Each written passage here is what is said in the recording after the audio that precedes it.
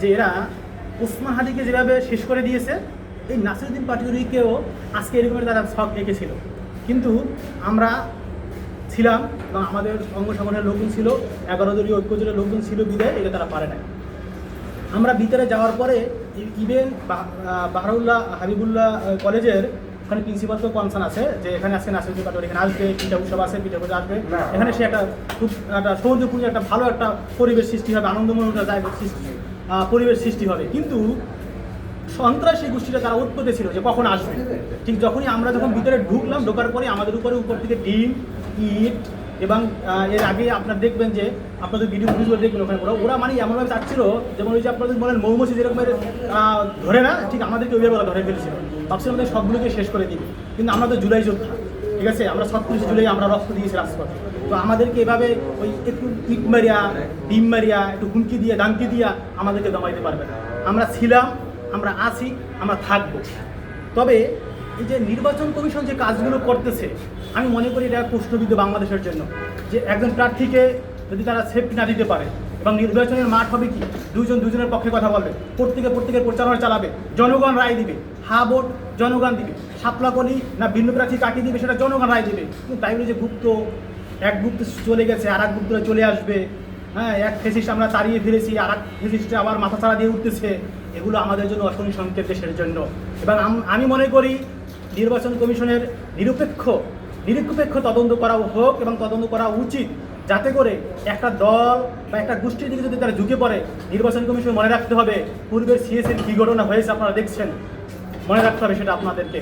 জুতার মালা পরিয়ে তারপর তাকে বিদায় করা হয়েছে। তো সেই থেকে পূর্বের ইতিহাস থেকে শিখতে হবে। আপনি যত বড়ই পাওয়ারফুল হন না কেন, যত বড়ই ফেসিস্ট হন না কেন, যত বড়ই সন্ত্রাস হন না কেন, জনগণ আপনাদেরকে কখনো রায় দিবে না। জনগণ আপনাদের সাথে রায় দিবে না, জনগণ আমাদের সাথে থাকবে, সাপলাকলির পক্ষে থাকবে। নাসিরউদ্দিন পাটোয়ারির এই 28 ওসমান হাদির রেখে যাওয়া যে কাজগুলো, অসম্পূর্ণ কাজগুলো, সেগুলো নাসিরউদ্দিন পাটোয়ারির মাধ্যমেই আগামীতে বাস্তবায়ন হবে বলে আমি মনে করি। আমি উদারত আহ্বান জানাবো, আপনারা হ্যায়ের পক্ষে আসুন। সৎ, গুণজন এবং যার বিরুদ্ধে কোনো শত হাজার কোটি ঋণ খেলাপি নাই, দৈত্য নাগরিক নাই, এরকমের আপনার নিষ্ঠাবান লোকদেরকে আপনার চয়েস করুন। আমি আর একটা জোর করে সবার কাছে বলো, বাংলাদেশের মানুষদেরকে আহ্বান করবো এটাই, আমরা একটা সুযোগ পেয়েছি দেশটা পরিবর্তনের।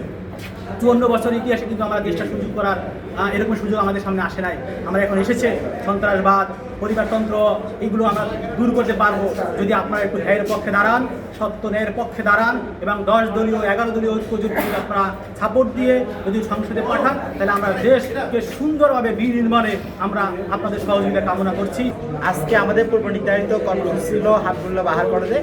আমরা পোস্ট কলোনি হাই স্কুলে প্রোগ্রাম শেষ করে সেখান থেকে নাসিরউদ্দিন পাটোয়ারি ভাইয়ের সাথে গাড়ি নিয়ে একসাথে একই গাড়িতে করে আমরা হাবিবুল্লাহ বাহার কলেজের গেটের সামনে যাই। সেখানে যাওয়ার পর আমরা যখন গাড়ি থেকে নামছি, নাসিরউদ্দিন পাটোয়ারি ভাইয়ের গাড়ি থাকাকালীন অবস্থায় দেখা যাচ্ছে যে সেখানে তারা একটা অস্থিতিশীল পরিবেশ তৈরি করে রাখছে। আমরা যখন গেটে ঢোকার জন্য দেখলাম, তখন গেটটা দেখি বন্ধ করে রাখছে। তারপর আমরা সেখানে পুলিশ প্রশাসন ছিল, কলেজের প্রিন্সিপাল ছিল, প্রিন্সিপালকে বলা হলো। আমরা পরে সেখানে প্রবেশ করার সাথে সাথে আমাদেরকে সাধারণ শিক্ষার্থীরা ফুল দিয়ে বরণ করে এবং আমরা সেখানে সাধারণ শিক্ষার্থীদের সাথে, শিক্ষকদের সাথে মত বিনিময় করার জন্য নাসিরউদ্দিন পাটোয়ারি ভাই সৌজন্য কথা বলার জন্য ভেতরে যাওয়ার চেষ্টা করে। তখন তারা সেখানে আমাদের উপর হামলা করে। তখন আমরা যখন সামনে তারপরে যাওয়ার চেষ্টা করি, তারা তখন ডিম, পাথর এবং পানি নিক্ষেপ করা শুরু করে। এক পর্যায়ে গিয়ে দেখা যায় আমরা যারা নেতাকর্মী ছিলাম নাসিরউদ্দিন পাটোয়ারি ভাইয়ের, আমাদেরকে তারা চাপে ফেলে দিয়ে নাসিরউদ্দিন পাটোয়ারি ভাইয়ের উপর হামলা করার জন্য বারবার তেড়ে আসতেছিল। তারপরে আমরা বারবার প্রতিরোধ করার চেষ্টা করি। এক পর্যায়ে গিয়ে আমাদের সাথে আজকে 11 দলীয় ঐক্যজোটের জামায়াত ইসলামীর লোকজন, ছাত্র শিবিরের লোকজন, আমাদের এনসিপির লোকজন, আমাদের ছাত্র শক্তির নেতাকর্মীরা সহ নাসিরউদ্দিন পাটোয়ারি ভাই সেখানে আমরা বারান্দায় গিয়ে অবস্থান করি।